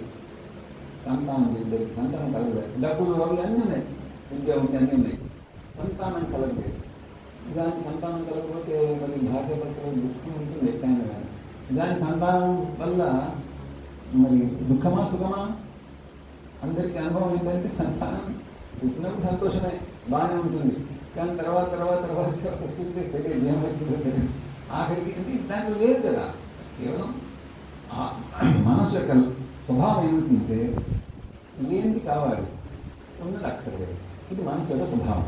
ఇంకని సరే ఆ కొడుకు పుట్టలేకపోతే ఇది చాలా విచారంతో బతికి దండగా అనుకున్నాడు. అంత వేదన కలిగింది కొడుకు మరి అది చెప్తాడు. కొడుకు ఎందుకు కావాలి? ఉన్నామన్నక అత్రాయితే అని చెప్పి ఒకటి నామని అనుకుంటుంది పూమనే పేరు కలిపి దాని నుంచి కొడుకు దాటిస్తాడు అని చెప్పేసి ఒక శాస్త్ర వాక్యం ఉంది. ఇక్కడేం చెప్తున్నారు? ఉద్ధరేది ఆత్మానం అవసిదేయని. నీవు నిన్ను ఉద్ధరించుకోవడానికి ఏంటి? ఉద్ధరించుకోవాలి మనం దుఃఖం నుంచి సుఖం పొందడం అనేది. కొడుకు ఏం చేస్తాడు? నీకు భోజనం పెట్టగలుగుతాడు, అక్కడ నీకు ఆహారం పెట్టగలుగుతాడు. నీకు మరణించిన తర్వాత నీకు కావాల్సిన ఆహారమా లేదా ముఖ్య ఆనందమా? ఆహారం ఎంతకాలం తింటాం మనం? ఎందుకంటే ఆ సత్యం తెలియని వల్ల కొడుకు ఇప్పటికీ ఎంతమంది అంటే కొడుకు ఏ కృష్ణ. సో ఆయన ఆఖరికి ఏంటంటే ఆత్మహత్య చేసుకుందామనేసి బయలుదేరి ఒక ఆ రోజు అంతా మరి అడవిలో ఉండేది ఒక బాగుంటే దాంట్లో పడబోతున్నాడు. దూకపోతుంటే ఓ ఎతి వచ్చాడు అక్కడికి. నీళ్ళు దాన్ని వేస్తే నీళ్ళు ఆయన వచ్చి నీళ్ళు అవి ఆమె దూకేద్దాం అనుకున్నాడు. ఏంటయ్యా దూకేసుకున్నామంటే నాకు పుత్రుడు లేనటువంటి ఆ బాధని భరించలేకపోతున్నాను, అందుకని నేను దాన్ని దూకేస్తానంటే మనిషి జీవితం ఎంత అమూల్యమో దానికి మరి ఆత్మహత్య అంటే మహాపాపం పోతే ఏదన్నాడు? నీ మోక్ష సాధనం. ఇప్పుడు ఏం చెప్తారంటే మనిషి జీవితము మోక్ష ద్వారం దగ్గర ఒక్క అడుగు వేస్తే మోక్షం, ఆ అడుగు వేయబోతే సంసారం. అంత దగ్గరగా ఉంది మానవ జీవితము. అందుకని కొడుకు ఏంటి ప్రయోజనం? నీకేం తెలిసా సన్యాసిగా అంటారు ఆయన. కొడుకు లేకపోతే దుఃఖం ఏంటో నీకేం తెలుస్తుంది అని చెప్పి ఇప్పుడు నీ ముందు చచ్చిపోతా అంటారు. ఆయన సరే నా ముందు ఎట్లు చేస్తామని చెప్పి ఒక మంచి ఫలం ఇస్తాడు. ఈ ఫలం తీసుకెళ్ళి నీ భార్యకి ఇవ్వగా నీ భార్య సంతానం కలుగుతుంది అంటే రక్షించావు స్వామి అని చెప్పేసి తీసుకెళ్ళి అది ఆ భార్యకి ఇస్తాడు. ఇచ్చేటప్పటికి ఆ భార్య మొదలే నాస్తికురాలు. ఇది తెచ్చించేవాడికి పళ్ళ వల్ల కొడుకులు పుట్టాలి ఎక్కడన్నా అని చెప్పి ఆ పళ్ళు కాస్త అంటే ఇంట్లో ఎంత బాధ ఆ బ్రాహ్మణికి ఎంత బాధ కలిగిందంటే వాళ్ళ ఇంట్లో చెట్టు కూడా ఎప్పుడు పండు కూడా కాయలేదు. వాళ్ళ ఇంట్లో ఉన్న గోవు దాని ఎప్పుడు దూడ కలగలేదు. అంత నా దరిద్రం అట్లా ఉంది, నీ పాపం అట్లా ఉంది అంటే నీ భార్య ఏం చేసింది? ఆ పండు తీసుకెళ్ళి ఆ ఆవు పెట్టేసింది. ఆవు తిన్నది. సరే ఈయన ఏం చేసిందంటే నేను కలుపుతూ ఉన్నాను అని చెప్పేసి ఒక నాటకం వేసి మళ్ళీ ఇతర రకం మా భర్త వల్ల భయమో ఏదో వేసి సరే తినేసింది. కలుపుతూ ఉన్నా అని చెప్పింది సార్. అదే మనం ఒకసారి ఆ మార్గం తప్పితే ఎట్లా ఉంటుందని చెప్తున్నారు అన్నమాట. ఆమె చెల్లెలకు కూడా కలుపుతూ ఉంది కదా. కలుపుతూ ఉంటే సరే పోయి మాట్లాడుతున్నారు ఇద్దరు. సరే నాకు సంతానం కలిపి నా కొడుకుని నీకు ఇస్తాను, మా ఆయనకి ఇంత డబ్బు ఇవ్వమంటారు. అమ్ముడు చేస్తే సరే ఒప్పుకుని ఆ 10 నెలలు ఆమె ఏం చేసింది? ఆ కొడుకు పుట్టాడు చెల్లెలకి. ఈమెమో పుట్టిన సంతానం ఆ కొడుకు ఆ చెల్లెలేమో నా పుట్టిన కొడుకు పోయినాడు అని చెప్పి ఈమె కొడుకు పోయి ఈమె దగ్గర తీసుకొచ్చి పెట్టింది. ఆ కొడుకుని పెట్టి ఆ డబ్బు తీసుకున్నది ఇచ్చేశారు. అయితే నాకు పాలు పడలేదంటే చూడండి నా చెల్లెలకు కూడా సంతానం కలిగింది అని చెప్పి రోజు వచ్చి పాలు ఇచ్చిపోయేది ఇద్దరికి. ఎంత వ్యాపారం వ్యాపారం చేస్తుంటే ఏమైంది? అదే సమయానికి ఆ ఆవు కూడా ఒక కొడుకు పెట్టారు. పొలం ఇచ్చారు కాబట్టి ఇస్తే ఆ సంవత్సరం అయిన తర్వాత మళ్ళీ ఆ ఎత్తి మళ్ళీ వచ్చాడు. ఏమన్నా నేను పండించాను కదా, పండిస్తే మరి కొడుకు పుట్టాడు కదా, ఏం చేస్తామని మరి ఇది జరిగిపోయింది అంటే అప్పుడు ఆ ఉన్న చోట ఆవు గడ్డి తీసి దాంట్లో పిల్లవాడినాడు. ఆవుకు కొడుకు పుట్టారు, పిల్లవాడు పుట్టారు, మగ పిల్లవాడు. ఆయన మరి ఆ వ్యక్తి యొక్క అనుగ్రహం వల్ల పుట్టారు కాబట్టి మహాజ్ఞాని, కర్మ అంత సద్గుణవంతుడు. వీడేమో పరమ దుర్మార్గుడు. ఇద్దరు ఆ విధంగా పెరిగారు.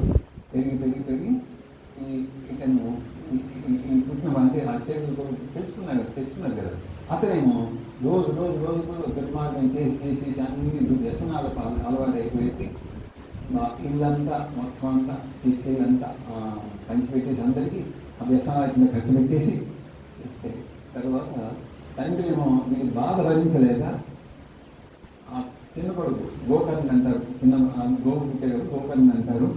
అతన్ని నాన్న నేను అట్లా పోదు తండ్రి, నువ్వు భాగవతం అనేది మంచిగా నువ్వు దశమస్కందం తర్వాత కృష్ణలీలను ఉంటాయి, ఆ దశమస్కందం మాత్రం బాగా చదివేసి వేరే ఏం చేయకని చెప్పేస్తే ఆయన అడ్డుకెళ్ళి ఆ దశమస్కందం మాత్రమే చదువుకుంటూ మోక్షం తండ్రి.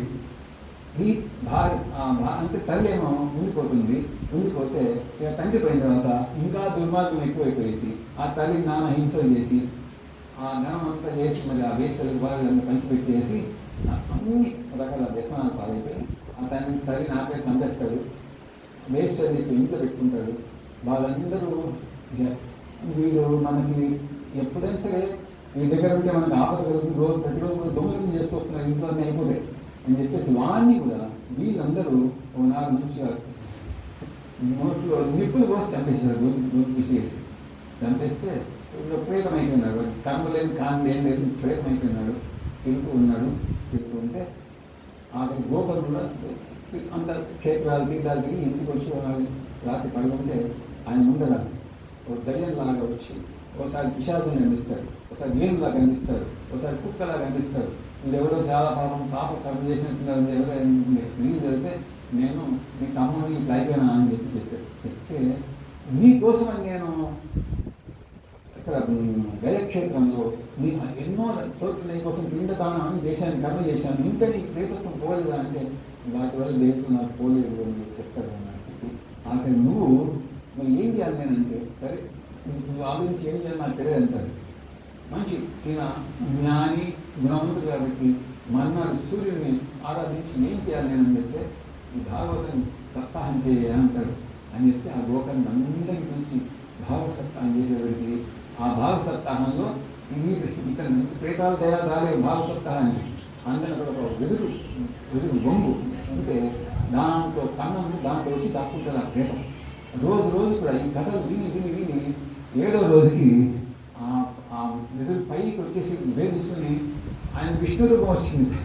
వచ్చి తమ్ముడు నువ్వు చేసినటువంటి మేలు నేను మర్చిపోలేను, నేను వైకుంఠానికి వెళ్ళిపోతున్నానని చెప్పేసి వెళ్ళిపోతే అయితే ఆ గోకర్ణుడికి అమ్మ తాను దర్శనం ఇచ్చాడు. 7వ రోజు వస్తే వాళ్ళందరి తర్వాత వీళ్ళందరూ విన్నారు కదా, వీళ్ళందరికీ ఎందుకు విమానం వచ్చి తీసుకెళ్ళిపోయింది ఎవరి గోకర్ణుడి తమ్ముడిని. అయితే వీళ్ళందరూ సమానంగా వాళ్ళు ఉన్నారు, వీళ్ళందరి కోసం విమానం ఎందుకు రాలేదు అని అడిగారు ఆ కృష్ణ పరమాత్మ. ఇలా వాడు మహాశ్రద్ధగా విన్నారు, వీళ్ళంత శ్రద్ధగా వినలేదు, అదే భోజనం చేసుకుని వచ్చి ఉన్నారు. శ్రద్ధ పట్టి వస్తుంది అంతేగాని భారతంలో కూర్చొని రాదు అని చెప్పి గోకర్ణ అయితే మళ్ళీ చేస్తా ఈసారి శ్రద్ధగా అందరూ రాని అని చెప్పి మళ్ళీ చేశారు. ఇంకోసారి అందరూ శ్రద్ధగా వెళ్ళి అక్కడ వాళ్ళందరి కోసం విమానం వచ్చినట్టు వైకుంఠం నుంచి అందరూ విమానం చేయలేదు. అయితే గోకర్ణోపాఖ్యానం అని చెప్పేసి చిన్నగా చెప్తాను మన లోపల ఆ భాగవత మహత్యం ఆ విధంగా ఉంటుందన్నమాట. భాగవత కొద్ది మహత్యం కోసం నేను చెప్పి భాగవతం ప్రవేశిద్దామా. అది ఈ భాగ్యాన్ని మంచి ఉపయోగించుకోండి. నాకు ఎంత ఆ సమయం ప్రకారం నేను ఎంత నేర్చుకున్నాను దాని ప్రకారం చెప్తాను మంచిగా, అందుకే అందరం లాభపడతాం. హరి ఓం ఓం సర్వేషాం సత్యర్భవతు, ఓం సర్వేషాం శాంతిర్భవతు, ఓం సర్వేషాం పూర్ణం భవతు, ఓం లోకా సమస్తా సుఖినో భవంతు, ఓం శాంతి శాంతి శాంతి.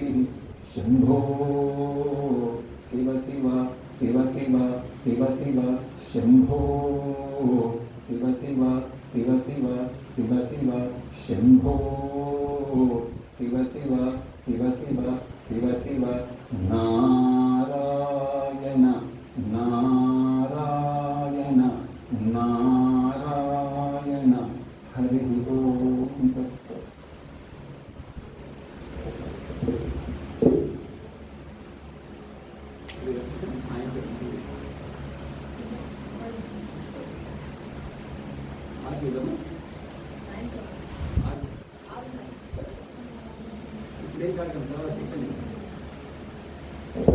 చెప్పండి అమ్మా. సాయంత్రం 6:30 నుంచి 8 వరకు మళ్ళీ కంటిన్యూ దాన్ని నేను చేసుకొని